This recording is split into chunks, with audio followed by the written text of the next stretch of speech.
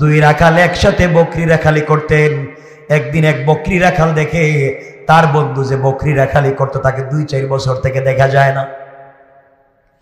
আমার রাখাল কোথায় গেল, বন্ধু বকরি রাখাল কোথায় পাওয়া যায় না। কিছুদিন পরে তাকাইয়া দেখে তার রাখাল বন্ধু একটা পাহাড়ের টিলায়, উঁচা টিলার মধ্যে বসে বসে লম্বা বক্তৃতা করে। শত শত মানুষ তার সামনে বসে বসে মন্ত্রমুগ্ধের মতো তার কথাগুলো শুনে। ওই বকরি রাখাল দৌড়াইয়া দৌড়াইয়া ওখানে চলে গিয়েছে। গিয়ে ওই লোকটার অপরিচিত, লোকটার চেনা চেনা চেহারার অপরিচিত লোকটার কথাগুলো শুনে। সবাই মানুষ তার কথাগুলো শুনে তাদের একাকিত্ব ভুলে যায়, আল্লাহর কথা স্মরণ হয়ে যায়, দুনিয়ার কষ্ট ভুলে যায়, আল্লাহর কথা মনে হয়ে যায়। দুনিয়ার মানুষ আল্লাহর প্রেমে পাগল হয়ে ডাক দিয়ে বলতে শুরু করেছে, আল্লাহ কি হয়েছে, কেনই বা মানুষগুলো আল্লাহকে ডাকে? চেনা চেনা চেহারার অপরিচিত বক্তা আলোচনা করতেছে পাহাড়ের উপরে দাঁড়াইয়া দাঁড়াইয়া। কেড়ে আস্তে আস্তে করে কাছে গিয়েছে। কাছে গিয়ে দেখে মনে হয় আমার বন্ধু যে বকরি রাখাল ছিল। সবাই চলে গিয়েছে, সবাই মুসাফা করতে লাগলো, মুআনাকা করতে লাগলো, দোয়া নিতে লাগলো। সবাই যখন চলে গিয়েছে, বকরি রাখাল আস্তে আস্তে করে কাছে গিয়েছে, ডাক দিয়ে বলেছে, ভাইরে আমার একজন বন্ধু বকরি রাখাল ছিল, চেহারায় তোমার মতো, এমন খাটো ছিল, এমন কালো ছিল, ঠোঁট এমন মোটা ছিল, চোখ এমন বারিক ছোট ছোট ছিল, তোমার মতো দেখা যায়।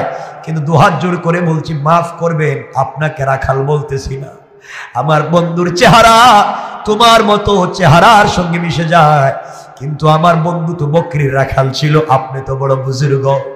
চোখের পানি চলে হাকিম লোকমান এই বকরি রাখালকে জড়াইয়া ডাক দিয়ে বলছেন, বাইরে তুমি যেই বকরি রাখাল খুঁজতেছ সে আর কেউ না, আমি সেই বকরি রাখাল। আল্লাহু আকবার। তোমার সঙ্গে আমিও বকরির পালে রাখালি ছিলাম, আল্লাহকে চিনতে পেরেছি, একাকিত্ব দূর করেছি, আল্লাহ তাআলা আজকে আমাকে ওখানে পাঠাইয়া দিয়েছে। তুমিও যদি সেই আল্লাহকে চিনতে পারো, আল্লাহর পথে চলে আসো, আল্লাহ তাআলা চাইলে তোমাকেও ওই জায়গায় নিতে পারে। কোন ঠিক কিনা? কথা লম্বা করা যাবে না, মনোযোগ দিয়ে শুনেন কি বলতে চাই।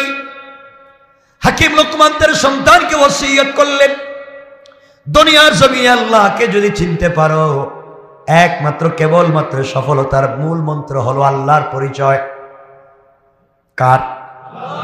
এই আওয়াজে না, সকলে বলেন আল্লাহর নামটা ভালোবাসা দিয়ে বলেন আল্লাহ।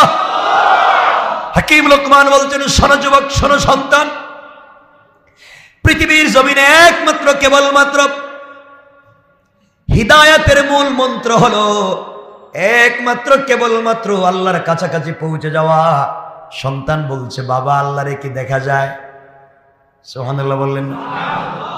তুমি যে আল্লাহর প্রেমে পাগল হয়েছো, বকরি রাখাল থেকে তো সম্মানের মালিক বানাইছে, ও বাবা আমি তো সেই আল্লাহরে দেখতে চাই। ছোট বাচ্চা হাকিম লোকমান বলছেন, বাবা আল্লাহরে তো দেখা যায় না। আব্বা জান, আল্লাহকে যদি দেখা যায় না, আল্লাহর স্পর্শ কেমনে অনুভব করা যায়? আল্লাহ রহম করেছে, কাউকে সম্মানিত করেছে, এমন কি কাউকে দেখা যায়? তুমি আমাকে আল্লাহর পরিচয় দিচ্ছ, কারণ বাবা যদি বলা হয় সন্তানকে ওসিয়ত সত্যিকার অর্থে করবে। আমার বন্ধুগণ, লোকমান হাকিম বলছেন, বাবা আমি তো আল্লাহকে দেখাতে পারবো না, আমাদের বাড়ি থেকে 200-400 মাইল দূরে একজন আল্লাহর নবী আছেন, চলো তোমাকে সেই নবীর কাছে নিয়ে যাই। নবীকে যদি তুমি দেখো তোমার দিল শান্ত হয়ে যাবে, নবীর কথাগুলো শুনলে আমার চাইতে তোমার আরো ভালো লাগবে। আমার মন বলছে তোমার অশান্ত হৃদয় শান্ত হয়ে যাবে। সুবহানাল্লাহ, তো আসতে বললেন। হাকিম লোকমান সন্তানকে নিয়ে সফর শুরু করলেন। দীর্ঘ পথ চলতে লাগলেন। ছোট্ট বালক, ভিতরে আল্লাহর পরিচয়, আল্লাহকে দেখতে চায়, আল্লাহকে না পেয়ে আল্লাহর বন্ধুকে দেখতে চায়। এই জন্য রাসূল বলেছেন আলাইকুম বিমুজালাসাতিল উলামা, তোমরা আলিমকে নবীদেরকে ভালোবাসো। নবীকে যদি পাও নাই, রাসূলকে যদি পাও নাই, তোমরা উলামায়ে কেরামের মজলিসে বসে থাকো। তোমরা যদি রাসূলের মতো উলামায়ে কেরামদেরকে ভালোবেসে তাদের চেহারার দিকে ভালোবাসার নজরে তাকাও, রাসূলের চেহারার দিকে তাকালে যেমন সগীরা গুনাহ মাফ হয়ে যায়, একজন আল্লাহর ওলি বুজুর্গ আলেমের চেহারার দিকে তাকালে তোমাদের পুরা জিন্দেগি সগীরা গুনাহগুলো মাফ হয়ে যাবে। তোমরা যখন আলাইকুম বিমুজালাসাতিল উলামা, তোমরা যখন কোন আলিমের মজলিসে বসে যাও, মনে মনে চিন্তা করো আমি রাসূলের মজলিসে বসেছি। রাসূলের মজলিসে বসলে যে বারাকাত হওয়ার কথা ছিল, আলিমের মজলিসে বসলে আল্লাহ তাআলা তোমাকে সেই বারাকা দান করবে। পড়েন সুবহানাল্লাহ। হাকিম লোকমান সন্তানকে নিয়ে হাঁটতে লাগলেন। ছোট্ট বাচ্চা, দেখবেন বাচ্চাকে নিয়ে আপনি বলছেন নানার বাড়ি যাই, বাচ্চা দেখবেন আপনাকে পিছে রেখে সে আরো আগে যায়। কথা বলেন না কেন যায়? আপনাকে রাস্তা, আপনি সন্তানকে রাস্তায় নিয়ে বের হয়েছেন কোথাও যাইবেন, দেখবেন আপনি পিছনে, সন্তান অনেক দূরে। কেন? আবেগ বেশি। হাকিম লোকমান সন্তানকে নিয়ে বের হয়েছেন, সন্তান অনেক সামনে চলে গিয়েছে, লোকমান পিছনে পিছনে যাওয়ার পরে ক্লান্ত হয়ে গেলেন। 100-150 মাইল পর্যন্ত হাঁটলেন, বাচ্চাটা হাঁটতেছে, কিন্তু আল্লাহর নবীকে দেখবে, আল্লাহর সঙ্গে আল্লাহর ওলির সম্পর্ক তাকে দেখবে। এই আবেগের কারণে 100-150 মাইল হাঁটতেছে, বাচ্চার ভিতরে কোনো ক্লান্তি না। আল্লাহু আকবার। আল্লাহর পরীক্ষা যে কোনো সময় যে কারো উপরে আসতে পারে। হাকিম লোকমানের ছেলে অনেক দূর পর্যন্ত পৌঁছে গিয়েছে, লোকমানও পিছনে পিছনে যায়। আল্লাহ তাআলার পক্ষ থেকে ইমতিহান, পরীক্ষা মুত্তাসিল হয়ে গেল। আল্লাহ পরীক্ষা পাঠাইয়া দিলেন, কারণ আল্লাহ তাআলা বলছেন ওয়াসবির আলা মা আসাবাক। দেখি তো এই আবেগটা কতক্ষণ থাকে আমি জানতে চাই। হাকিম লোকমানের ছেলে দৌড়তেছে, মরুভূমির মধ্যে একটা মৃত জানোয়ার, মৃত প্রাণীর হাড্ডি। মরুভূমির মধ্যে বাচ্চা যখন দৌড়ায়, একটা মৃত প্রাণীর হাড্ডি দাঁড়িয়েছিল, বাচ্চার পায়ের নিচ দিয়া ঢুকে উপর দিয়া বের হয়ে গিয়েছে। মৃত প্রাণীর হাড্ডি, মৃত পশুর একটা হাড় বাচ্চার পায়ের নিচ দিয়া তালু দিয়া ঢুকে উপর দিয়া বের হয়ে গিয়েছে। চিৎকার করে কান্না শুরু করে দিয়েছে, আর হাঁটতে পারে না, পড়ে গিয়েছে। হাকিম লোকমান চিন্তায় পড়ে গেলেন, এই ছোট্ট বাচ্চাকে নিয়ে মরুভূমিতে কোথায় যাব? তাবু টানাইয়া দিলেন, সফর বন্ধ করলেন। বাচ্চাকে সুস্থ করে তিনি আবার সফর শুরু করবেন নিয়ত করলেন। এখানে দাঁড়িয়ে গেলেন, বসে গেলেন, তাবু টানাইয়া দিলেন। 5-6 ঘন্টা যায় নাই। আল্লাহর পরীক্ষা কেমন হতে পারে? 5-6 ঘন্টা, 8 ঘন্টা যায় নাই, যেই পা দিয়া মৃত প্রাণীর হাড্ডি ঢুকেছে, আস্তে আস্তে পাটা পছন্দ ধরে গেল। কয়েক ঘন্টার ভিতরে পোকা চলে এসেছে, পাটায় পছন্দ ধরে গিয়েছে। হাকিম লোকমান আশ্চর্য হয়ে গেলেন, ঘটনা কি? এত তাড়াতাড়ি শব্দে কি হয়ে যায়? আহারে, আমার বাচ্চাটাকে আল্লাহর পরিচয় দিছিলাম, বড় আবেগ নিয়ে বের হয়েছিল। আল্লাহর ভালোবাসার একজন নবীকে দেখবে, তার দিলটা শীতল করবে। কি পরীক্ষায় পড়লাম, মনে হয় বাচ্চাটাকে বাঁচানো যাবে না। এই মরুভূমিতে কাকে পাবো, কোথায় যাব? চিন্তা করলেন, দাঁড়িয়ে যায়। এখান থেকে যদি রাস্তা দিয়ে কোনো পথিক মুসাফির যায়, কোনো কাফেলা যায়, কাফেলার সঙ্গে কথা বললে হয়তো ডাক্তার পাওয়া যাবে। রাস্তায় সেজদায় পড়ে গেলেন। হাকিম লোকমান সেজদায় পড়ে কান্না করে ডাক দিয়ে বলেছে, আল্লাহ,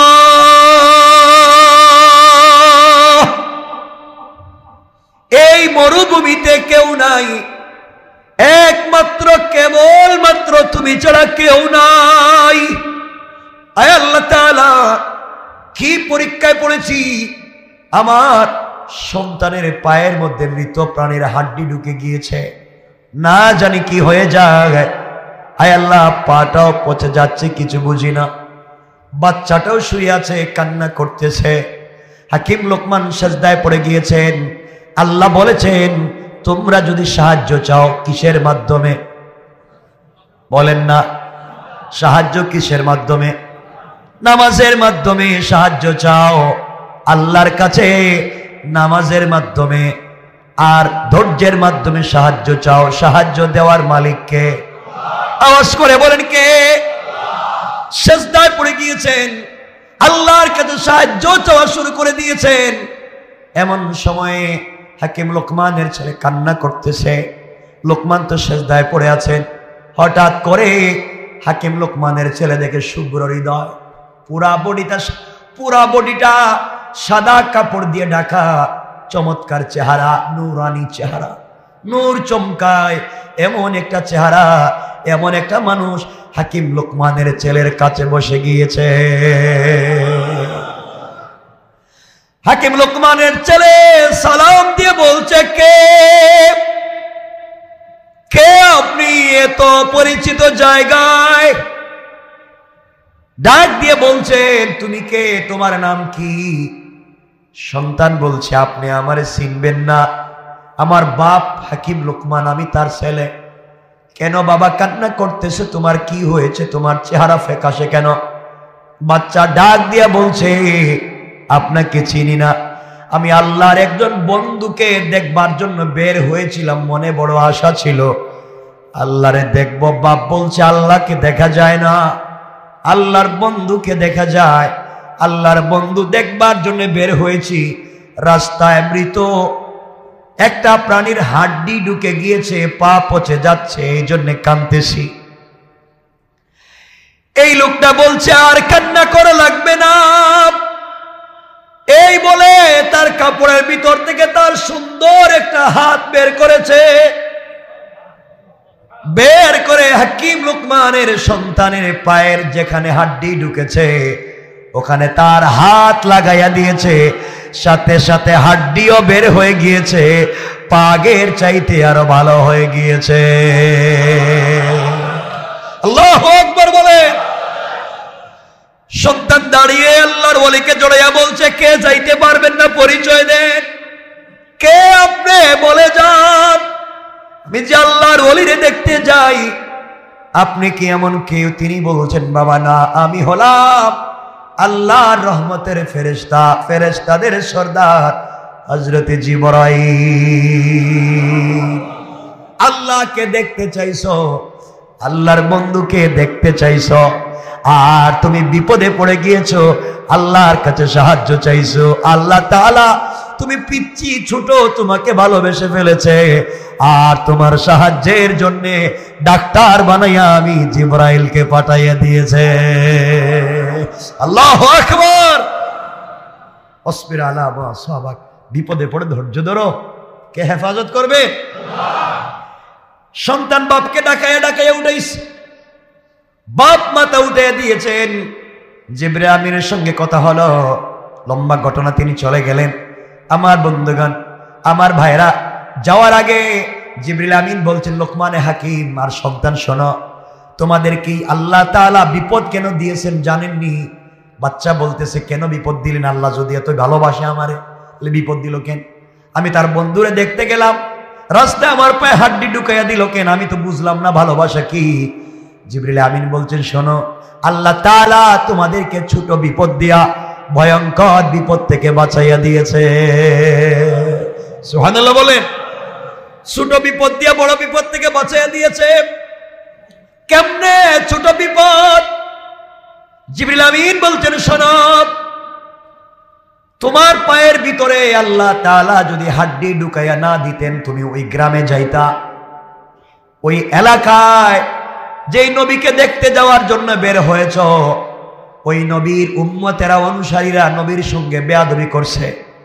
আল্লাহ তাআলা রাগ করে ফেলছেন, তাদের উপরে আসমান থেকে পাথরের বৃষ্টি অবতীর্ণ করেছেন, তাদের উপরে পাথরের বৃষ্টি চলতেছে। এই এলাকায় একটাও মানুষ জিন্দা নাই। তোমরা এখানে গেলে আল্লাহর আযাবে তোমরা পাথরের বৃষ্টিতে মরে যাইতা। এই জন্য আল্লাহ পায়ের মধ্যে কাঁটা ঢুকাইয়া দিয়েছে, আর যাইতে পারো নাই, জমিনে আটকাইয়া দিয়েছে, আমাকেও পাঠাইয়া দিয়েছে। আর তোমাদেরকে বড় বিপদ থেকে বাঁচাইয়া ছোট বিপদ দিয়া আমি জিবরিল আমিনের সঙ্গে দেখা করাইয়া দিয়েছে। সুবহানাল্লাহ, জোরে বলে। আল্লাহ পারে কি পারে না? জোরে বলেন, পারে কি পারে না? এজন্য ওয়াসবির আলা মা সাবাক, বিপদে পড়ে ধৈর্য ধারণ করো, সবর করো। নিশ্চয় ইন্না যালিকা মিন আজমিল উমুর, নিশ্চয় এটা সাহসিকতার কাজ, বিপদে পড়ে ধৈর্য ধারণ করা। আল্লাহ সাহায্য করেন কি করেন না? করেন কি করেন না?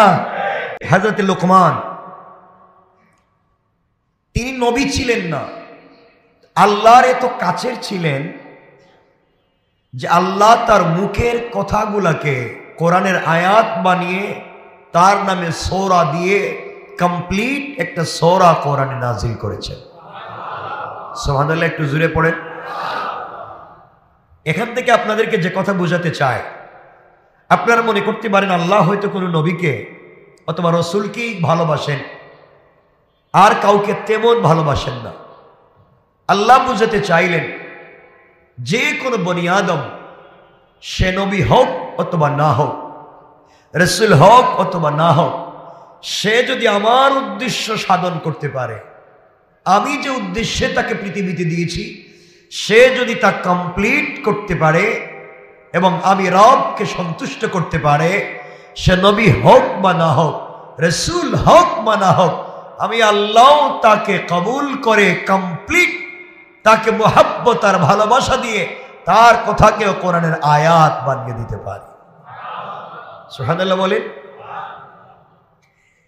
এজন্য হাকিম লোকমানকে নবীও না রসুলও না, ভালো করে বুঝবেন, নবীও না রসুলও না, কিন্তু তার মুখের কথা আল্লাহর কাছে ভালো লেগেছে, এই জন্য আল্লাহ তাআলা তার কথাকে আয়াত বানিয়ে কোরআনে নাজিল করেছেন। হযরত বেলাল হাবশী, ইথিওপিয়ায় বাড়ি। ইথিওপিয়ার মানুষ এখনো ডাইস ছাড়া, দেখতে খুব ভাল লাগবে না এখনো, আজকে তাদের রাজধানী অনেক দামি, ইউরোপের মতো তাদের পয়সা। এই ইথিওপিয়ার মানুষ যাদের আজকেও ডাইস নাই, এই ইথিওপিয়ার একজন মানুষ হযরত বেলাল হাবশী আল্লাহর কাছে এত প্রিয় হয়ে গেলেন, আল্লাহর কাছে এত ভালোবাসার পাত্র হয়ে গেলেন। রাসূলে পাক যখন মেরাজে গিয়েছিলেন জান্নাত দেখতে, তখন বেলাল হাবশী তো ঘুমেই ছিলেন। বেলাল হাবশী আল্লাহকে বুঝাতে চাইছিলেন, আল্লাহ তোমার হাবিব সবাইকে না জানিয়ে চলে যেতে পারে, তোমার হাবিব কাউকে না জানিয়ে যেতে পারে। যে আত্মীয়ের ঘরে ছিলেন, আত্মীয় জানে না হাবিব কোথায়, কলিজার টুকরা আবু বকরও জানে না রসুল কোথায়, ওমরও জানে না রসুল কোথায়, ওসমান আলীও জানে না রসুল কোথায়, একজন সাহাবীও জানে না রসুল কোথায়। আয় আল্লাহ, আমি বিলালকে বাদ দিয়ে যাওয়া যাবে না। আয় আল্লাহ তাআলা, রসুল যেখানে থাকবেন আমাকেও সেখানে নিয়ে যাওয়া লাগবে। আমি তার জন্য এত পাগল। আমার হয়তো জিহ্বা ঠিক নাই, আমার হয়তো ডাইস ঠিক নাই, আমার হয়তো আওয়াজ ঠিক নাই, আমাকে দেখতে মানুষের পছন্দ না। আমি তো তোমার জন্য পাগল হয়েছি, তোমার উদ্দেশ্য সাধন করবার জন্য আহাত বলেছি, বুকে পাথর চাপা দিয়েছি, জিহ্বা আগুন দিয়ে পুড়িয়েছি, অজ্ঞান হয়ে পাথরে পড়ে গিয়েছি, এত কিছু করেছি তোমার উদ্দেশ্য সাধন করবার জন্য। আর তোমার উদ্দেশ্যের জন্য রাসূল যদি মেরাজে যায়, আমাকে একা একা রেখে এত কষ্টের পরেও আমার সুখ কি? তুমি না বলেছো ইন্না মাল উসরি ইউসরা, সকল কষ্টের পরে ভালো সুযোগ আছে, সুবিধা আছে। কই, আমি তো শুধু কষ্ট পেয়ে গেলাম, রাসূল তো উপরে গেলেন, আমি যেতে পারলাম না। রব খুশি হয়ে গেলেন, বেলাল দুনিয়ায় ঘুমিয়ে আছে, তার পায়ের আওয়াজকেও আল্লাহ জান্নাতে রেকর্ড করে দিলেন। তো আল্লাহ বুঝাতে চাইলেন, কেউ যদি আমার উদ্দেশ্যকে সাধন করতে পারে, সে যেখানেই থাকুক, যে কন্ডিশনেরই থাকুক, আমি তো অনেক অসুস্থ, যেখানেই থাকুক, যে অবস্থায় থাকুক, উদ্দেশ্য সাধন করতে পারলে রব তাকে ভালোবাসবেন। ঠিক না? বেলাল কোনো ডাইস আছে? কথা বলেন না কেন? গরিব দেশের গোলাম মানুষ, আল্লাহ তার পায়ের আওয়াজকে জান্নাতে রেকর্ড করে দিলেন। আল্লাহ বুঝাতে চাইলেন বেলাল শুধু তা না, তুমি আজান দিলে সূর্য উঠবে, তুমি আজান না দিলে সূর্য উঠবে না। বেলাল তুমি আমার কাছে এত প্রিয় হয়ে গিয়েছ, আমার উদ্দেশ্য সাধন করতে এত কষ্ট করেছ। রাসূলে পাক যখন কিয়ামতের দিনে জান্নাতুল ফিরদাউসে ঢুকবে, তখন তিনি যে ঘোড়ার পিঠে সওয়ার থাকবে, ও বেলাল তুমি পিছে পিছে থাকবে না, তুমি না আমার উদ্দেশ্য সাধন করতে পুরা জিন্দগি আগে ছিলে, কাফেরদের সামনে ছিলে, জীবন যৌবন বিসর্জন করেছিলে, সব দিয়া রবের সামনে ছিলে, আজ রাসূলের সামনে তোমাকে ঘোড়ার লাগাম ধরাইয়া জান্নাতে দেওয়ার ওয়াদা দিলাম। সুবহানাল্লাহ পড়েন। আল্লাহ পারবেন? কথা বলছেন না, পারবেন? পারবেন। এই জন্য রব যাকে দিয়ে তার উদ্দেশ্য হাসিল করতে পারবে তাকেই পৃথিবীতে দামি বানাতে পারে। এই জন্য আমি খুব দামি, আপনি খুব দামি না, আল্লাহর কাছে যে দামি সেই দামি। ঠিক বললাম না? কিন্তু আমাদের আফসোস হয়, আমরা হতাশ হয়ে যাই। আমার কথা আপনারা বুঝতে পারছেন নি? আমরা কি হয়ে যাই? কথা বলছেন না কেন? আপনাদের মধ্যে কোনো হতাশা নাই না? আওয়াজে মনে হইতেছে কোনো হতাশা নাই, আর হতাশার গাঠটি নিয়ে ঘুরতেছেন আপনারা। কে আছে এখানে যার হতাশা নেই? কেন হতাশ হচ্ছেন? কেন? পয়সা নাই, যে পয়সা পান সেটা দিয়ে ঘর চলে না। পাশের বাসার বন্ধুর এত দামি গাড়ি, আমার নাই। একসাথে পড়ালেখা করলাম স্কুলে, হ্যাঁ এখন ম্যাজিস্ট্রেট আর আমি এখন রিক্সা চালাই। এই তো, হ্যাঁ এখন ফ্যাক্টরির মালিক আর আমি ফ্যাক্টরিতে কাজ করি। তার দামি পোশাক আমার নাই, তার বাচ্চা কাছে স্টাবলিশড আমার নাই। এই তো, পরিবারে অশান্তি, বাহিরে অশান্তি, ঘরে অশান্তি, হতাশা। কেন হতাশ? কেন? আপনি চোখে দেখতে পান, আপনি হাত দিয়ে ধরতে পারেন, আপনি পা দিয়ে হাঁটতে পারেন, আপনি জিহ্বা নাড়িয়ে কথা বলতে পারেন, আপনার ব্রেইন এখনো কাজ করে সুস্থতার সঙ্গে চিন্তা করতে পারেন, আপনার হার্ট, কিডনি, লাংস, ভালভ, ফুসফুসা এখনো পাম্প করে, আপনি ঠিক আছেন। আলহামদুলিল্লাহ বলেন। আলহামদুলিল্লাহ জুড়ে বলেন। যার একটা চোখ নাই সে কত হতাশ, যার একটা হাত চলে না সে কত হতাশ, যার একটা কিডনি নাই সে কত হতাশ, যার হার্ট কাজ করে না সে কত হতাশ, যার লাঞ্চে পানি জমে গিয়েছে সে কত হতাশ, যে প্রতিবন্ধী হয়ে গিয়েছে সে কত হতাশ, যার ফুসফুসায় ময়লা জমে গিয়েছে সে কত হতাশ। আপনি এখনো সুস্থ, সব ঠিক, আপনি কথাও বলতে পারেন, হাতও নাড়াতে পারেন, জিহ্বাও নাড়াতে পারেন, চোখ দিয়ে আগের মতো দেখতে পারেন। হতাশা নয়, আওয়াজ করে পড়েন আলহামদুলিল্লাহ, আরো জোরে পড়েন আলহামদুলিল্লাহ। আপনার মতো সুখী মানুষ আর নাই, আপনার মতো সুখী মানুষ আর নাই। জীবনের সুস্থতা তার চাইতে সুখী মানুষ আর নাই। আপনার এটার অন্য ভাষায় নিয়েন না, আমি 1 মিনিটে কথা বলি, অন্যভাবে নিয়েন না। আমি 2 সপ্তাহ থেকে মোটামুটি কম বেশ অসুস্থ, মোটামুটি অসুস্থ। এটা হতে পারে অসুস্থতা, আমার বুকে ব্যথা হচ্ছে, আমি অনেক চিন্তায় পড়ে যাই, ব্যথা হচ্ছে কেন, আমারও হতাশায় কাজ করে। কিন্তু যখন নামাজে দাঁড়াই, সেজদায় যাই, তখন ভাল লাগে যে অনেক মানুষ তো কতদিন হয়ে গেল একটা সেজদাও দিতে পারে না, আর আমি এত সুস্থ। হতাশা কিসের? রাসূল পাকের পুরা বডি তো রক্তাক্ত ছিল, আইয়ুবের তো পুরা বডিতে রোগাক্রান্ত ছিল, এরপরও তারা হতাশ হননি। এই জন্য ইনশাআল্লাহ, ইনশাআল্লাহ আমরা হতাশ হব। বলেন হব। আপনাদেরকে গল্প শোনাবার জন্য কথাগুলো বলতেছি। হতাশ হলে মানুষ কখন হতাশ হয়? যখন একা হয়, একাকিত্ব ভর করে। মানুষ যখন একাকিত্ব বলতে কি, মানুষ যখনই কষ্ট পায় তখন একা অনুভব করে। ঠিক বললাম না? অসুস্থ হলে একাকিত্ব ফিল করে যে আমি মনে হয় আর বাঁচব না। এই একাকিত্ব অর্থাৎ হতাশার মূল মন্ত্র একাকিত্ব। মানে সব আছে, হঠাৎ মনে করে আমি একা, যদি মরে যায়, যদি শেষ হয়ে যায়, যদি কেউ না দেখে, যদি অসুস্থ হয়ে যায়, এই যে একাকিত্ব ফিল করা, এটাই হতাশা। আমি আপনাদেরকে বলছি, পৃথিবীর জমিনে হতাশ হবেন না, বলেন ইনশাআল্লাহ।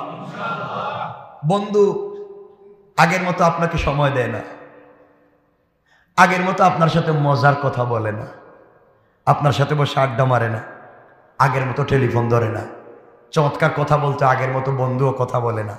আগে খুব ভালো ভালো খবর নিতে, এখন তা নেয় না। আপনি হতাশ হয়ে যাবেন না। অর্থনৈতিক মন্দা, অর্থনৈতিক চাপ, ব্যবসা কাজ করতেছে না, দোকান দুইটা ছিল, একটা মোটামুটি নাই হয়ে গেছে, আর একটা যাওয়ার পথে আছে, এলসিও কাজ করতেছে না, মোটামুটি ঋণ 2, 4, 5, 10, 20 কোটি টাকা হয়ে গেছে, বাড়ি 2-3টা বিক্রি করে দিছেন। মানে আপনার মধ্যে এখন অর্থনৈতিক মন্দা একাকিত্ব ভর করেছে। আপনার চাকরি ছিল, চাকরি চলে গেছে গা, আপনি অসুস্থ হয়ে গেছেন, একাকিত্ব ভর করতেছে, চাপ নিচ্ছেন, নিবেন না। আমার কথা বুঝতেছেন নি? না বোধহয় বুঝেন নাই। কি বুঝছেন? চাপ, কথা বলছেন না কেন? সবাই বলতে হবে তো, চাপ বলেন, নিব না, সবাই বলেন। আপনার বয়স হয়ে গেছে 90, আপনি চিন্তা করতেছেন এখন আর এই যে যারা টেবিলে বসে বসে নামাজ পড়তেছেন, এই যে আমাদের মুসলমান, এই যারা টেবিলে বসে নামাজ পড়তেছেন, এরা হতাশ। জিজ্ঞাসা করেন, এরা হতাশ, যদি বসে নামাজ পড়তে পারতাম, যদি আমি দাঁড়িয়ে নামাজ পড়তে পারতাম, যদি আমি ডাইরেক্ট মাটিতে সেজদা দিতে পারতাম। তাদের মনে কত কষ্ট আমি চিনি, তো ব্যক্তিগতভাবে বলতেছি। হতাশ হবেন না, আপনি এখনো ভালো আছেন। কত মানুষ তো বেডে শুয়ে আছে, অক্সিজেন লাগানো, সে তো আপনার মতো টেবিলেও বসতে পারতেছে না। আলহামদুলিল্লাহ বলেন, আলহামদুলিল্লাহ বলেন। আল্লাহ আপনাকে আমাকে এখনো ভালো রেখেছে, আলহামদুলিল্লাহ, আলহামদুলিল্লাহ। এজন্য হতাশ হয়ে যাবেন না আমার বন্ধুগণ।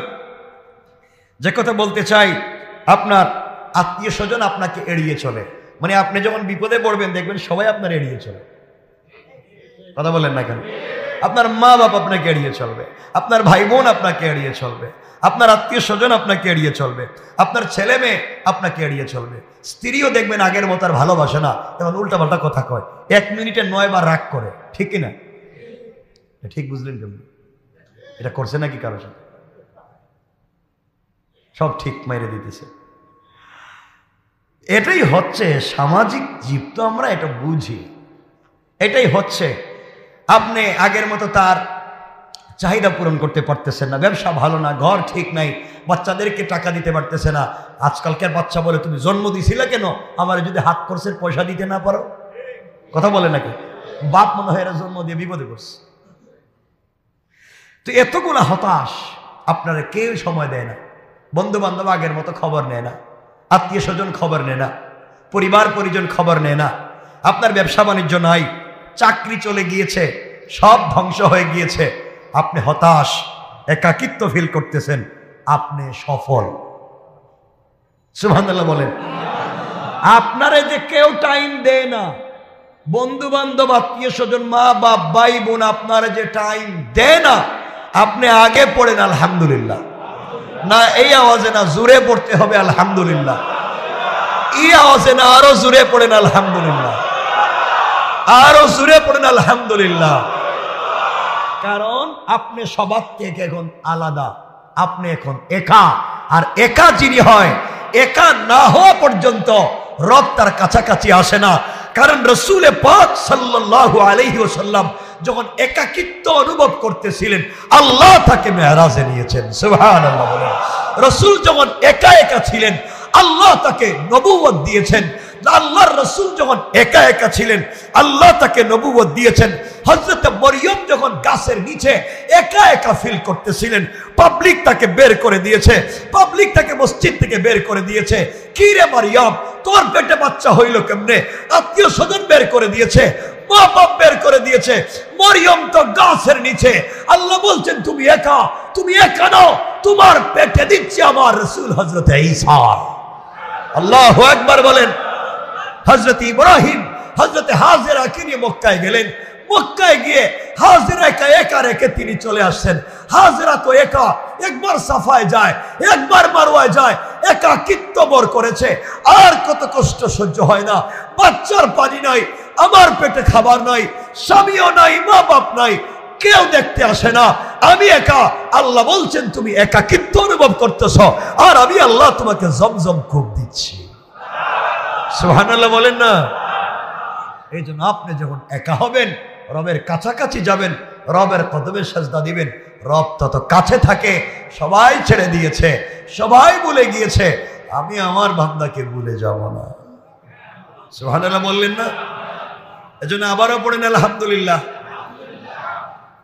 একাকিত্ব অভিশাপ, বলেন একাকিত্ব অভিশাপ না আল্লাহর কাছাকাছি যাওয়ার মাধ্যম? কথা বলেন, বুঝতে পেরেছেন? হযরত আইয়ুব এত টাকার মালিক, এত বড় নবী, এতগুলা বউ, এতগুলা বাচ্চা, অসুস্থ হয়েছেন, সবাই ফেলে দিয়েছে জঙ্গলে, একা একা, কেউ দেখে না, পয়সাও নাই, সম্পদ শেষ, বউ বাচ্চাও নাই, বাড়িঘরও নাই, বডিও নাই, পুরো একাকিত্ব। কি ধরনের কষ্ট! একাকিত্ব তাকে ভর করেছে, টেনশন আর টেনশন তাকে ভর করেছে। এক পর্যায়ে আল্লাহ রাব্বুল ইজ্জত ওয়াল জালাল সুস্থ করলেন, পয়সাও দিলেন, আবার নবীও বানাইলেন। হযরত ইব্রাহিম আলাইহিস সালাম বাপ তাকে আগুনে ফেলে দিয়েছে, আগুন জ্বলে, আগুনের ভিতরে একা একা, কেউ নাই, মা নাই, বাপ নাই, ভাই বোন নাই, বন্ধু বান্ধব নাই, কিচ্ছু নাই, এমনকি পরনের কাপড়ও নাই। তিনি বলছেন হাসবি আল্লাহ, একা হয়ে গিয়েছি, আল্লাহ আমার জন্য যথেষ্ট। আল্লাহ জান্নাত থেকে কাপড় পাঠাইয়া আগুনকে এয়ার কন্ডিশন বানাইয়া দিয়েছেন। সুবহানাল্লাহ। একাকিত্ব অভিশাপ নয়। আপনাদেরকে আবারও বোঝাচ্ছি, আমি মোটিভেট করছি, একাকিত্ব অভিশাপ নয়, একাকিত্ব আল্লাহর কাছাকাছি পৌঁছার মাধ্যম। সুবহানাল্লাহ বলেন। হযরতে ইউনূস আলাইহিস সালাম অন্ধকার সাগরে, মাছের পেটের ভিতরে একা একা, কেউ বাঁচাবার নাই, মাও নাই, বাপও নাই, আত্মীয় স্বজন নাই, কেউ দেখবার নাই, একা একা আল্লাহকে বলছেন হাসবি আল্লাহ, হাসবুনাল্লাহু ওয়া নি'মাল ওয়াকিল। আল্লাহ তুমি ছাড়া আর কে আছে? আমি তো একেবারেই একা, কিচ্ছু নাই। রব বললেন একা নও, তুমি যখন একাকিত্ব অনুভব করে আমাকে ডাকছ, আমি রব কাছে আছি, তোমাকে বাঁচাইয়া দিলাম। সুবহানাল্লাহ বলেন। ইউসুফ আলাইহিস সালাম গর্তের ভিতরে একা, আর কেউ ছিল? কথা বলেন না কেন? একা না আর কেউ ছিল? কথা বলছেন না? একা না আর কেউ ছিল? একা একা পড়ে আছেন। নিজের আপন ভাইয়েরা কাপড় পর্যন্ত খুইলে নিছে, ছাগল অথবা অন্য কোনো প্রাণী জবাই করে রক্ত লাগাইয়া বাপের কাছে নিছে। কি একা! আল্লাহ বলছেন ইউসুফ চিন্তা করো না, ভাই তোমাকে ফালাইয়া দিছে অন্ধকার গর্তের ভিতরে, কূপে কাপড় ছাড়া। একা নও, আমি আল্লাহ তোমার সাথে আছি, তোমাকে কাপড়ও দিলাম, গর্ত থেকে উঠালাম, মিশরের বাদশাহ বানাইয়া দিলাম। এ আওয়াজে না সুবহানাল্লাহ জুড়ে বলেন, আরো জুড়ে বলেন সুবহানাল্লাহ। একাকিত্ব অভিশাপ? আবার বলেন অভিশাপ না আল্লাহর কাছাকাছি যাওয়ার মাধ্যম? কারণ যখন একা হবেন, হৃদয় উজাড় করে মনের ব্যথাগুলা খুলে বলবেন, একবারে কাছের সত্তাকে, আপনার রবের কাছে মোনাজাত করবেন কানে কানে। কারণ আপনি যখন মোনাজাত করবেন, চোখের অশ্রু ফেলে সেজদায় লুটিয়ে পড়বেন, মনে শান্তি পাবেন, মনে হবে আপনি পৃথিবীতে সেরা সুখী মানুষ, আপনাকে সফলতা খুঁজতেছে, কারণ আপনি আল্লাহর কদমে, আর আল্লাহর হাত আপনার ঘাড়ের উপরে। সুবহানাল্লাহ জুড়ে পড়েন। এর চাইতে আর সফলতা আছে? কথা বলেন আছে? আমি যুবকদেরকে বলছি, চাকরি পাচ্ছ না, রাত দিন জুতা ক্ষয় হয়ে গিয়েছে, তুমি সফলতাই পাচ্ছ, আসো না রবের কাছাকাছি। তোমার চাকরি চলে গিয়েছে, টেনশন করো না। তোমার ব্যবসা নষ্ট হয়ে গিয়েছে, টেনশন করো না। বউ বাচ্চা কষ্ট দিচ্ছে, টেনশন করো না। ভাই বোন ব্যথা দিচ্ছে, কোন টেনশন করো না। একাকিত্ব অনুভব করতেছ, কানে কানে রবের সঙ্গে কথা বলো। কেউ না দেখলেও দেখেন কে, কেউ না শুনলেও শুনেন কে। এর চাইতে বড় পাওয়ার আর নাই। সুতরাং আজকের থেকে আমরা একাকিত্ব অনুভব করব, বলেন করব। মনে রাখবেন, এই জন্যে বেশি বেশি করে খুঁজবেন আল্লাহকে, ইস্তেগফার করবেন। ইস্তেগফার অর্থ হচ্ছে ঢেকে দেওয়া। ইস্তেগফার মানে কি? ঢেকে দেওয়া। ইস্তেগফার মানে কি বলেন না? ঢেকে দেওয়া। আপনি যখন মুনাজাতে কেঁদে কেঁদে আল্লাহর কাছে, আল্লাহ বলেছেন কোন ভিখারি, আল্লাহ নিজে বলেছেন কোন ভিখারি তোমার কাছে যদি কোনো জিনিস চায় তুমি হাত ফিরাইয়া দিও না। হাত ফিরাইয়া দিলে তোমার বড় দিলের পরিচয় হবে না, কমপক্ষে কিছুও দিবা। রসুল এই কথা শোনার পরে যখন কোনো ভিখারি তার কাছে কিছু চাইতো তখন তো নাই নিজের কাছে দিবেন কেমনে, অন্যের কাছ থেকে ঋণ করে দিতেন না। সুবহানাল্লাহ, রাস্তা কম, আরো জোরে পড়েন। তো আপনি আল্লাহর কাছে কেঁদে কেঁদে বলবেন, আল্লাহ আমিও তো ভিখারি তোমার দরজার, তুমি না বলছো ভিখারিকে ফিরাইয়া দেওয়া যায় না, এখন পারলে আমারে ফিরাইয়া দাও। আল্লাহু আকবার বলেন না। তুমি বলছো ভিখারিকে ফিরাইয়া দেওয়া যায় না, ভিখারিকে ফিরাইয়া দিলে বড় মনের পরিচয় হয় না, এখন তুমি ফিরাইয়া দাও। যদি দেও তোমার মন বড় নাই, আর যদি কাছে রাখো তাহলে আমি সফল। সুবহানাল্লাহ বলেন। টেনশন আছে? টেনশন আছে? আল্লাহর কাছে বলেন, আল্লাহর কাছাকাছি যান। আমার বন্ধুগণ, আবারও বলছি, ইস্তেগফার অর্থ ঢেকে দেওয়া। আপনি যখন কান্না করে করে ক্ষমা চাইবেন, আল্লাহর কাছে ইস্তেগফার করবেন, তখন আল্লাহ তার রহমতের চাদর দিয়ে আপনাকে ঢেকে দিবে। সুবহানাল্লাহ, জোরে পড়েন।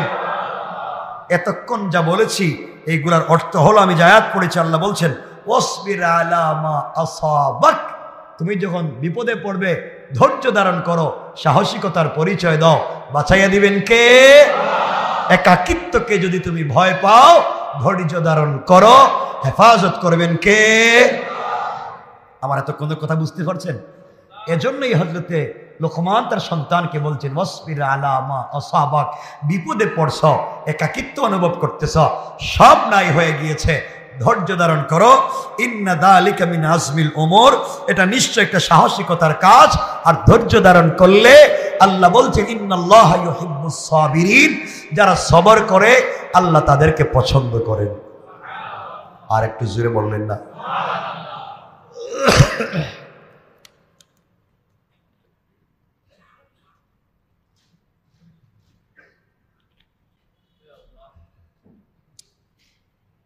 তাইলে আজকের এই পুরো আলোচনায় কি বুঝলাম?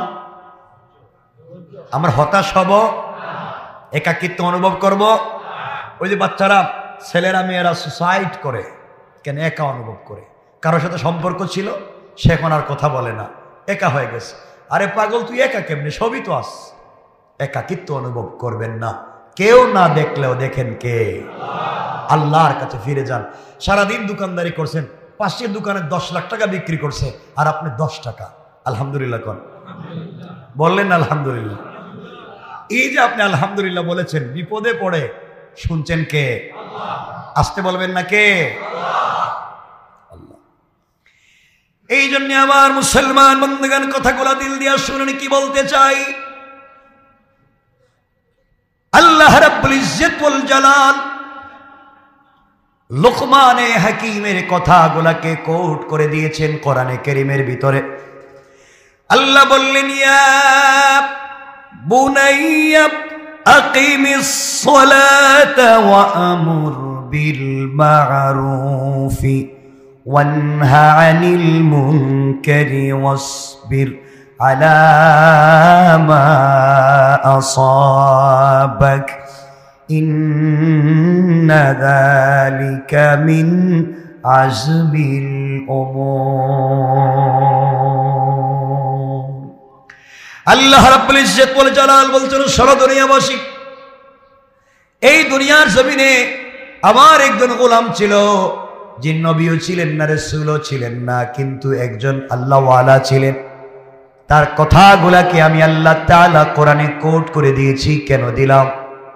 এর একমাত্র কারণ হলো তিনি তো আল্লাহকে ভালো করে চিনতে পেরেছেন, আল্লাহর উদ্দেশ্য হাসিল করতে পেরেছেন। এই হাকিম লোকমান তার সন্তানকে অনেকগুলো উপদেশ দিলেন কোরআনের এই সূরার আরো 3, 4, 5 আয়াত উপর থেকে তিনি নসিহতগুলা করতে লাগলেন, ওসিয়ত করলেন। আমরা সেদিকে যাব না। তিনি ওই জায়গার মধ্যে বলছেন আকিমিস সালাহ, ও আমার কলিজার টুকরা সন্তান, তুমি যখন বিপদে পড়ে যাইবা আল্লাহর কাছে নামাজের মাধ্যমে আল্লাহর সাহায্য চাইবা, তুমি যখন সেজদায় পড়ে যাইবা, আল্লাহর কদমে সেজদায় পড়ে যাইবা, আল্লাহ তাআলার সাথে সাথে মিন হাবলিল ওয়ারিদ। তোমার গলার রগের চাইতে আরো কাছাকাছি পৌঁছে যাবে। তুমি আল্লাহর কাছে যা বলবে কেউ না শুনলেও তিনি তোমাকে শুনে সব কথার জবাব দিয়া সবাই তোমাকে তাড়াইয়া দিলেও আল্লাহ তাআলা তোমাকে তাড়াইয়া দিবে না। সুবহানাল্লাহ, জোরে পড়েন।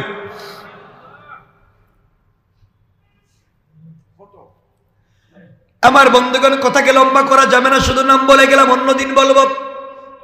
তিনি বলছেন তুমি সালাত আদায় করো, এরপরে বলছেন ওয়ামুর বিল মারুফ, সৎ কাজের আদেশ দিবা, ওয়ানহা আনিল মুনকার, অসৎ কাজ থেকে লোকদেরকে বিরত রাখবা। এতটুকুন মনে রাখবা, আপনি শুধু সৎ কাজের আদেশ দিলে হবে না, অত অসৎ কাজ থেকেও লোকদেরকে বাঁচাবার কাজ করতে হবে। সুতরাং আজকালকে যারা আলেমদেরকে জালেম বানাতে চায়, আলেমদের উপরে যারা জুলুম করে, আলেমদেরকে যারা কষ্ট দেয়, এরা শুধু সত্যের বিপরীতে যায় না, বরং অন্যায়কে সাপোর্ট করে দুনিয়ার জমিনেও জালেম হয়ে যায় আর আখিরাতে জাহান্নামের পথে চলে যায়। এরপরে তিনি বলতেন ওয়াসবির মা আলা আসাবাক ওয়াসবির আলা মা আসাবাক। এরপরে তিনি বলেছেন শোনো, বিপদে পড়ে গেলে ধৈর্য ধারণ করবা, কারণ বিপদে পড়ে ধৈর্য ধারণ করলে কেউ না শুনলেও তোমার কথা শুনবেন কে? জোরে বলে লাগবে কে? বিশ্বাস হয়? কেন আলোচনা নিয়ে এসেছি আমরা সংক্ষেপ করে দিচ্ছি। আমার বন্ধুগণ, যে কথা বলতে চাই খুব মনোযোগ দিয়ে শোনো। কাগজ কলম থাকলে কথাগুলাকে লিখে রাখবেন, আজ না হয়ে কাল তোমার আমার কল্যাণে চলে আসবে। এই দুনিয়ার জমিনে হাকিম লোকমান একজন আল্লাহর ওলি ছিলেন, নবীও ছিলেন না, রাসূলও ছিলেন না, একজন মরুভূমির একজন গোলাম ছিলেন, দাস ছিলেন। আল্লাহ তাআলা তাকে সম্মানের আসনে বসিয়েছে, আল্লাহ তাআলা তাকে এত সম্মান দিয়েছে, একদম ছাগলের রাখাল থেকে তিনি হয়ে গেলেন এত বড় বুজুর্গ। দুই রাখাল একসাথে বকরি রাখালি করতেন। একদিন এক বকরি রাখাল দেখে তার বন্ধু যে বকরি রাখালি করতো তাকে 2-4 বছর থেকে দেখা যায় না। আমার রাখাল কোথায় গেল, বন্ধু বকরি রাখাল কোথায় পাওয়া যায় না। কিছুদিন পরে তাকাইয়া দেখে তার রাখাল বন্ধু একটা পাহাড়ের টিলায়, উঁচা টিলার মধ্যে বসে বসে লম্বা বক্তৃতা করে। শত শত মানুষ তার সামনে বসে বসে মন্ত্রমুগ্ধের মতো তার কথাগুলা শুনে। ওই বকরি রাখাল দৌড়াইয়া দৌড়াইয়া ওখানে চলে গিয়েছে। গিয়ে ওই লোকটার অপরিচিত, লোকটার চেনা চেনা চেহারার অপরিচিত লোকটার কথাগুলো শুনে। সবাই মানুষ তার কথাগুলো শুনে তাদের একাকিত্ব ভুলে যায়, আল্লাহর কথা স্মরণ হয়ে যায়, দুনিয়ার কষ্ট ভুলে যায়, আল্লাহর কথা মনে হয়ে যায়।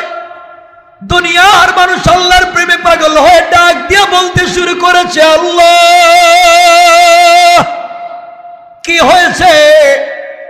কেনই বা মানুষগুলো আল্লাহকে ডাকে? চেনা চেনা চেহারার অপরিচিত বক্তা আলোচনা করতেছে পাহাড়ের উপরে দাঁড়াইয়া দাঁড়াইয়া। কেড়ে আস্তে আস্তে করে কাছে গিয়েছে। কাছে গিয়ে দেখে মনে হয় আমার বন্ধু যে বকরি রাখাল ছিল। সবাই চলে গিয়েছে, সবাই মুসাফা করতে লাগলো, মুআনাকা করতে লাগলো, দোয়া নিতে লাগলো। সবাই যখন চলে গিয়েছে, বকরি রাখাল আস্তে আস্তে করে কাছে গিয়েছে, ডাক দিয়ে বলেছে, ভাইরে, আমার একজন বন্ধু বকরি রাখাল ছিল, চেহারায় তোমার মতো, এমন খাটো ছিল, এমন কালো ছিল, ঠুট এমন মোটা ছিল, চোখ এমন বারিক ছোট ছোট ছিল, তোমার মতো দেখা যায়। কিন্তু দুহাত জোর করে বলছি, মাফ করবেন, আপনাকে রাখাল বলতেছি না, আমার বন্ধুর চেহারা তোমার মতো চেহারার সঙ্গে মিশে যায়, কিন্তু আমার বন্ধু তো বকরির রাখাল ছিল, আপনি তো বড় বুজুর্গ। চোখের পানি ছেড়ে হাকিম লোকমান এই বকরি রাখালকে জড়াইয়া ডাক দিয়ে বলছেন, বাইরে তুমি যেই বকরি রাখাল খুঁজতেছ সে আর কেউ না, আমি সেই বকরি রাখাল। আল্লাহু আকবার। তোমার সঙ্গে আমিও বকরির পালে রাখালি ছিলাম, আল্লাহকে চিনতে পেরেছি, একাকিত্ব দূর করেছি, আল্লাহ তাআলা আজকে আমাকে ওখানে পাঠাইয়া দিয়েছে। তুমিও যদি সেই আল্লাহকে চিনতে পারো, আল্লাহর পথে চলে আসো, আল্লাহ তাআলা চাইলে তোমাকেও ওই জায়গায় নিতে পারে। কোন ঠিক কিনা? কথা লম্বা করা যাবে না, মনোযোগ দিয়ে শুনেন কি বলতে চাই।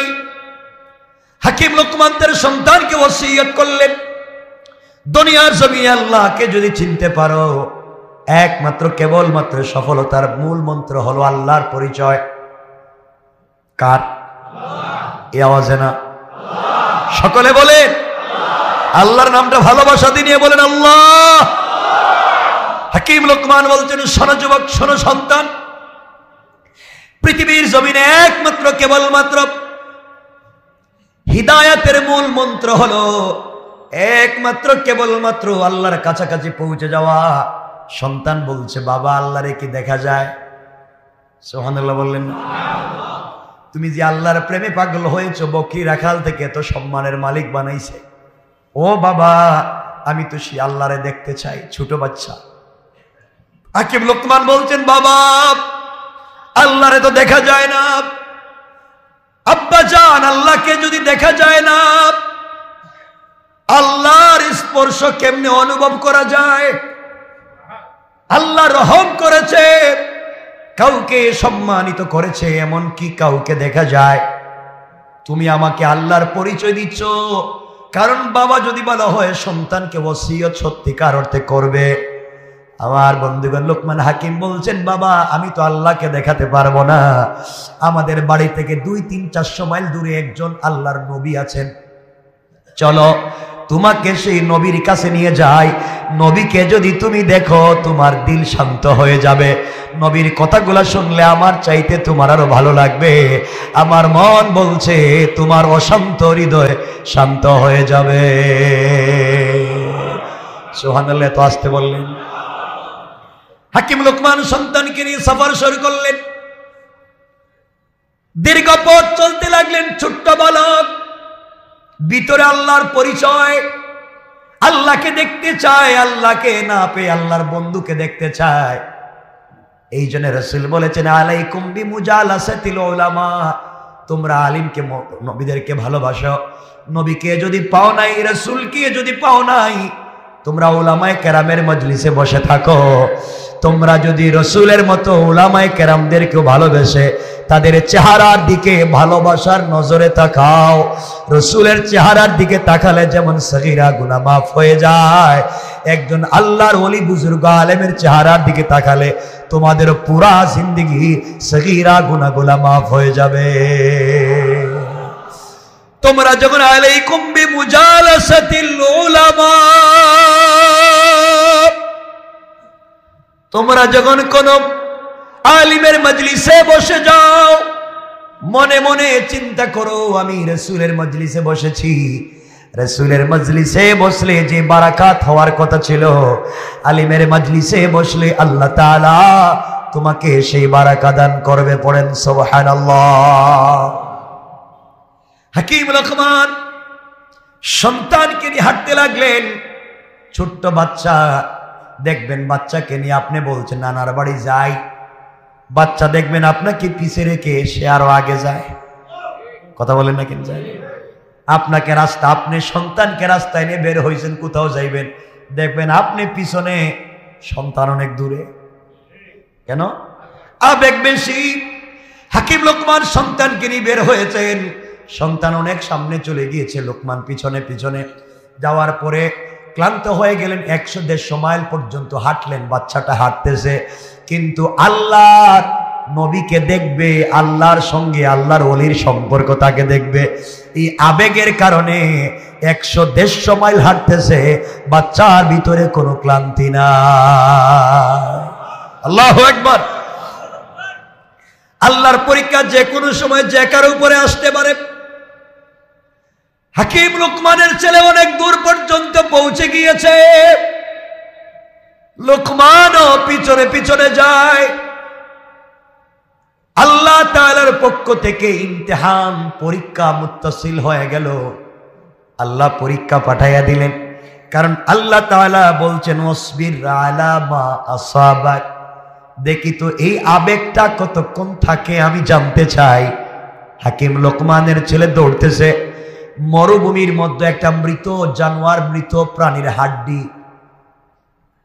মরুভূমির মধ্যে বাচ্চা যখন দৌড়ায়, একটা একটা মৃত প্রাণীর হাড্ডি দাঁড়িয়েছিল, বাচ্চার পায়ের নিচ দিয়া ঢুকে উপর দিয়া বের হয়ে গিয়েছে। মৃত প্রাণীর হাড্ডি, মৃত পশুর একটা হাড় বাচ্চার পায়ের নিচ দিয়া তালু দিয়া ঢুকে উপর দিয়া বের হয়ে গিয়েছে। চিৎকার করে কান্না শুরু করে দিয়েছে, আর হাঁটতে পারে না, পড়ে গিয়েছে। হাকিম লোকমান চিন্তায় পড়ে গেলেন, এই ছোট্ট বাচ্চাকে নিয়ে মরুভূমিতে কোথায় যাব? তাঁবু টানাইয়া দিলেন, সফর বন্ধ করলেন। বাচ্চাকে সুস্থ করে তিনি আবার সফর শুরু করবেন নিয়ত করলেন। এখানে দাঁড়িয়ে গেলেন, বসে গেলেন, তাঁবু টানাইয়া দিলেন। 5-6 ঘন্টা যায় নাই। আল্লাহর পরীক্ষা কেমন হতে পারে? 5-6 ঘন্টা, 8 ঘন্টা যায় নাই, যেই পা দিয়া মৃত প্রাণীর হাড্ডি ঢুকেছে, আস্তে আস্তে পাটা পছন্দ ধরে গেল। কয়েক ঘন্টার ভিতরে পোকা চলে এসেছে, পাটায় পছন্দ ধরে গিয়েছে। হাকিম লোকমান আশ্চর্য হয়ে গেলেন, ঘটনা কি? এত তাড়াতাড়ি শব্দ কি হয়ে যায়? আহারে, আমার বাচ্চাটাকে আল্লাহর পরিচয় দিছিলাম, বড় আবেগ নিয়ে বের হয়েছিল। আল্লাহর ভালোবাসার একজন নবীকে দেখবে, তার দিলটা শীতল করবে। কি পরীক্ষায় পড়লাম, মনে হয় বাচ্চাটাকে বাঁচানো যাবে না। এই মরুভূমিতে কাকে পাবো, কোথায় যাব? চিন্তা করলেন, দাঁড়িয়ে যায়। এখান থেকে যদি রাস্তা দিয়ে কোনো পথিক মুসাফির যায়, কোনো কাফেলা যায়, কাফেলার সঙ্গে কথা বললে হয়তো ডাক্তার পাওয়া যাবে। রাস্তায় সেজদায় পড়ে গেলেন। হাকিম লোকমান সেজদায় পড়ে কান্না করে ডাক দিয়ে বলেছে, আল্লাহ,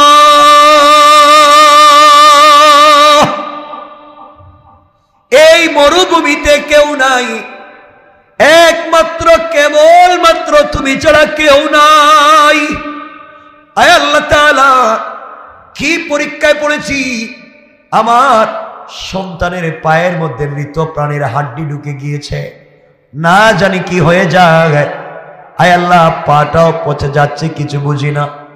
বাচ্চাটাও শুয়ে আছে, কান্না করতেছে। হাকিম লোকমান সেজদায় পড়ে গিয়েছেন। আল্লাহ বলেছেন, তোমরা যদি সাহায্য চাও, কিসের মাধ্যমে? বলেন না, সাহায্য কিসের মাধ্যমে? নামাজের মাধ্যমে সাহায্য চাও আল্লাহর কাছে, নামাজের মাধ্যমে আর ধৈর্যের মাধ্যমে সাহায্য চাও। সাহায্য দেওয়ার মালিক কে? আওয়াজ করে বলেন কে?